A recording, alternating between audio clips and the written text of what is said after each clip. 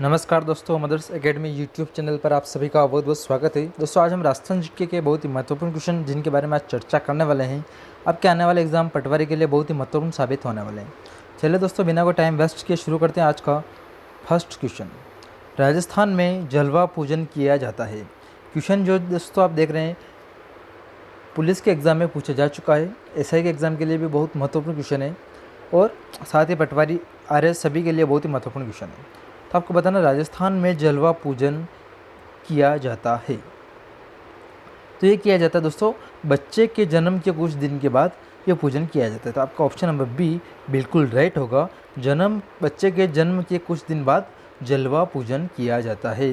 तो आपको ध्यान में रखना है, बहुत ही महत्वपूर्ण क्वेश्चन है और बहुत ही वेरी मोस्ट इंपॉर्टेंट क्वेश्चन आपको ध्यान में रखना है। अगला क्वेश्चन है जो कि आपसे पूछा गया है, वीर तेजाजी का जन्म नागौर जिले के किस गांव में हुआ। तो आपको बताना है वीर तेजाजी है जिनका जो जन्म आपको यहाँ बताया गया है नागौर जिले के अंदर हुआ है। आपको ये तो पता चल गया है कि इनका जो जन्म है वो नागौर जिले में हुआ है। अब आपको बताना है कौन से गांव के अंदर हुआ है। तो उनका गांव आपको ध्यान रखना है, खड़नाल जो इनके गांव का नाम है वो आपको ध्यान में रखना है।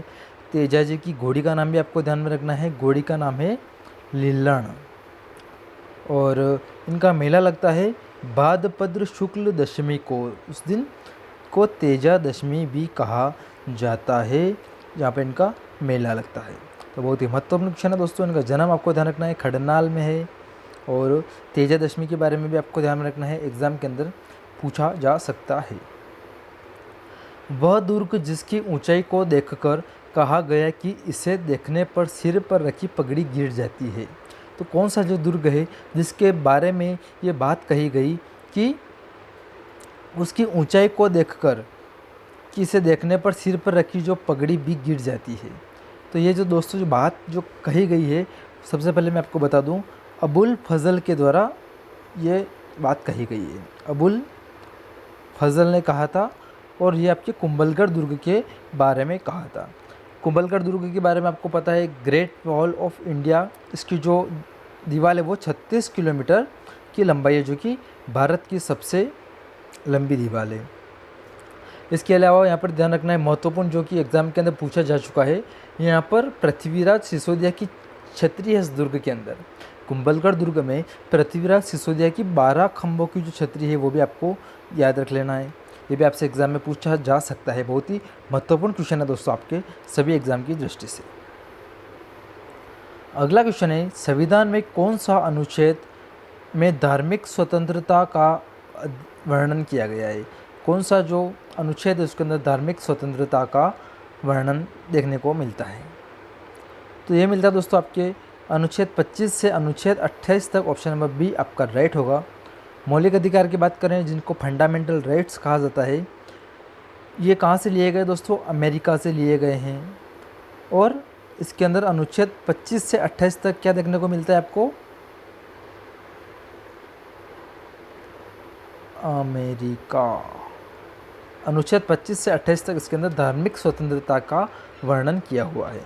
प्रारंभ में दोस्तों जब फंडामेंटल राइट्स जब बने तो प्रारंभ में कितने थे, प्रारंभ में थे 7 और अभी वर्तमान में कितने, वर्तमान में है 6। ध्यान रखना है, प्रारंभ में 7 है, वर्तमान में 6 है। अगला क्वेश्चन है, गीदड़ नृत्य का संबंध किस क्षेत्र से है। तो आपको बताना है गीदड़ जो नृत्य किया जाता है वो कौन से क्षेत्र का नृत्य है। तो ये दोस्तों शेखावटी क्षेत्र का नृत्य है, आपको ध्यान में रखना है। ऑप्शन नंबर सी आपका यहाँ पर राइट होगा। डांडा रोपने से होली तक किया जाता है। और महत्वपूर्ण जो इसके अंदर क्वेश्चन में ये पूछा जाता है, गिद्दड़ नृत्य कौन सा, मतलब किसके द्वारा किया जाता है। पुरुष नृत्य है, महिलाओं के द्वारा है, दोनों के द्वारा है या फिर इनमें से किसी के द्वारा नहीं। तो महत्वपूर्ण नृत्य के अंदर ये कैटेगरी से क्वेश्चन ज़्यादा पूछे जाते हैं। तो आपको याद रखना है गीदड़ जो नृत्य है वो पुरुष नृत्य है। कौन सा नृत्य, पुरुषों के द्वारा किया जाता है। इसमें पुरुष जो होते हैं वो महिलाओं का वेश धारण करते हैं जिन्हें गहरी कहा जाता है। तो आपको ये चीज़ ध्यान में रखना है, एग्जाम के अंदर ये चीज़ पूछे जाने की संभावना बहुत ज़्यादा रहती है। तो आपको ध्यान रखना है गीदड़ नृत्य शेखावटी का नृत्य है और पुरुषों के द्वारा नृत्य किया जाता है। अगला क्वेश्चन है, जैसलमेर के क्रांतिकारी नेता कौन थे। जैसलमेर के क्रांतिकारी नेता कौन थे, तो बहुत ही महत्वपूर्ण क्वेश्चन है दोस्तों। तो ये थे आपके ऑप्शन नंबर 20 सागरमल घोपा, और इनके द्वारा 2 पुस्तक लिखी गई है, ये चीज़ भी आपको ध्यान में रखनी है। एक तो है जैसलमेर में गुंडा राज और दूसरी पुस्तक का नाम है आज़ादी के दीवाने। तो इनको बाद में जेल के अंदर ही जिंदा जला दिया गया था, इससे संबंधित भी क्वेश्चन पूछा जाता है। दोस्तों इसका किताब जो बुक से मैंने बताई है दोनों आपको ध्यान में रखनी है, जैसलमेर में गुंडा राज और आज़ादी के दीवाने। दोनों सागर मलगोपा के द्वारा लिखी गई है, जो कि जैसलमेर के क्रांतिकारी नेता थे। इनको जेल के अंदर ही जिंदा जला दिया गया था। अगला क्वेश्चन है, गेर नृत्य राजस्थान के किस क्षेत्र का मुख्य नृत्य है? तो आपको बताना है गेर जो नृत्य है, अभी थोड़ी देर पहले हमने गिदड़ नृत्य के बारे में चर्चा की। अब आपसे क्वेश्चन गेर नृत्य के बारे में पूछा जा रहा है कि कौन से क्षेत्र का नृत्य है। तो दोस्तों ये जो नृत्य है ये मेवाड़ और मारवाड़ के क्षेत्र का प्रसिद्ध नृत्य है। तो यहाँ पर उदयपुर आपका राइट हो जाएगा। ये भी आपकी होली के अवसर पर किया जाता है। और एक चीज़ वही बात आपको ध्यान में रखनी है, यह नृत्य भी पुरुष नृत्य है। यह नृत्य भी कौन सा नृत्य दोस्तों? पुरुष नृत्य है, ये भी आपको ध्यान में रखनी है। और भूरचंद जैन जो कि इस नृत्य के अंदर इनको पद्मश्री पुरस्कार से सम्मानित हुए हैं, ये भी आपको थोड़ा ध्यान में रखना है। अगला क्वेश्चन है, निम्नलिखित को सुमेलित करना है। एक तरफ आपको क्षत्रियों के स्थान और एक तरफ आपको राजवंश दे रखा है, तो आपको ध्यान में रखना है। और आहड़ की बात करें तो आपके उदयपुर के अंदर स्थित है, वहाँ पर सिसोदिया राजवंश की क्षत्रियाँ हैं। तो आपका फर्स्ट से डी के साथ आपका यहाँ पर लास्ट वाले के साथ यहाँ पर कनेक्ट होगा। मंडोर जोधपुर की बात करें तो जोधपुर के शासकों की जो क्षत्रियाँ हैं मंडोर की, वो है आपके राठौड़ राजवंश से संबंधित है। और बारडोली की बात करें तो यहाँ पर महाराणा प्रताप की क्षत्रिय है, जहाँ पर इनकी 8 स्तंभों की क्षत्रिय है महाराणा प्रताप की। कहाँ पर है दोस्तों? बारडोली के अंदर है। अलवर की बात करें तो अलवर में जो बख्तावर सिंह है उनकी जो मूसी महारानी की क्षत्रिय है। और तो ये आपका राइट हो जाएगा ऑप्शन नंबर फर्स्ट के साथ अलवर का। अगला क्वेश्चन है, निम्न में से कौन सा युग्म असंगत है? तो आपको बताना है इनमें से कौन सा जो युग्म है असंगत है। बहुत ही महत्वपूर्ण क्वेश्चन है दोस्तों। मेले और त्यौहार से लेकर क्वेश्चन पूछे जाने की संभावना बहुत ज़्यादा रहती है, तो ये चीज़ आपको ध्यान में रखना है। बहुत ही वेरी मोस्ट इंपॉर्टेंट क्वेश्चन मैं इस क्वेश्चन को कहूँगा, क्योंकि एग्जाम की दृष्टि से बहुत ही महत्वपूर्ण है। वो चाहे एग्जाम आपका पटवारी का हो, एसआई का हो या फिर आरएस का हो, बहुत ही महत्वपूर्ण क्वेश्चन है। महोत्सव बेलून, तो आपसे पूछा गया है बेलून जो महोत्सव है वो कहाँ का प्रसिद्ध है। बेलून महोत्सव दोस्तों बाड़मेर का है। आपसे क्वेश्चन असंगत पूछा गया है, तो ये आपका राइट हो जाएगा, क्योंकि बेलून जो महोत्सव है बाड़मेर के अंदर मनाया जाता है।